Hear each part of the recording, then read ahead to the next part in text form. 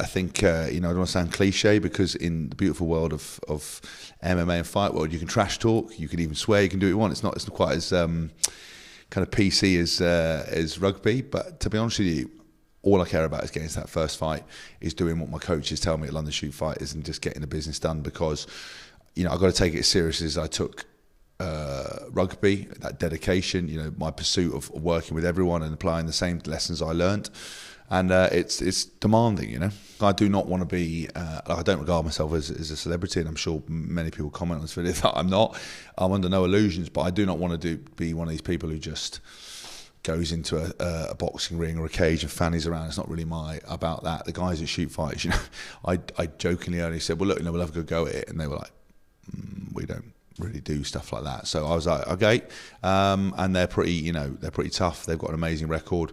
They know how to prepare fighters. So I'm completely starting from the beginning. I'm completely in their mercy. They will tell me when I'm ready to fight, and we will deal with it when it comes, however long that takes. For years, I've had the crutch of a team, 40 players, go into it, you've got that environment, you're looking to perform. Yes, you have individual accolades amongst that team, but no one is bigger than the team.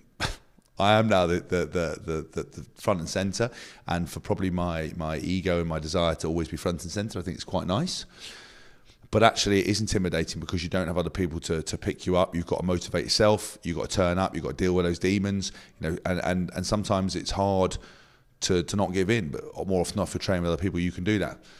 But the good thing is that I've got experience of London Shoot Fight since I was 21. They will get you through. They will dedicate. You've got like-minded people around you. I actually enjoy the camaraderie already of being back there. But I think it's a mental test for me, and I think that I'm excited to see whether I can deal with it, to be honest with you, because I don't know. And I think, when you become an individual sportsman, the goals and the accolades and the bigger moments are probably bigger because you're doing it yourself. But I imagine the lows and those dark moments are even darker. But that's what life's for living. It's for testing. It's for seeing how it goes. It's for experimenting with that. That's the whole reason I'm doing this. I've done all I could do in one sport.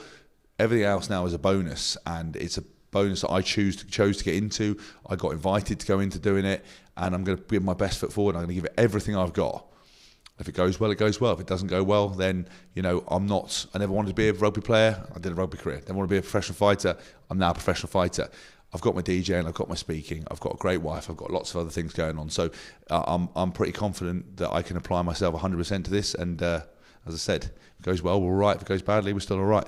Because I was always we were always competitive on the field, but never kind of made it. Well, I'm sure I upset a lot of people, but I didn't really have any enemies. So I'm pretty. I wouldn't invite anyone. I mean, listen, if you had maybe someone, I'd probably pick someone like Joe Simpson just so I could get a win. I love Joe; he's like a good mate. But if I had to batter someone, then I just do it to him, and then I could get the win. But otherwise, no, I love everyone really. I had my career, I had my thing. This is now something that I chose to actively do and want to pursue, and I kind of know where I want to get with it. But I'm not putting any pressure on myself because I don't want to, I don't need to. There'll be enough pressure on me from elsewhere. There'll be enough people looking for me to fail. That's why I've never done a charity boxing match. A, because I don't pay you. Obviously it's for charity, but I'm a big believer charity starts at home. And B, there'll be a line round the corner of people wanting to knock me out. So I'll stick to the professionals in the professional thing and fight only there, and the rest of the time just kill people with my terrible chat.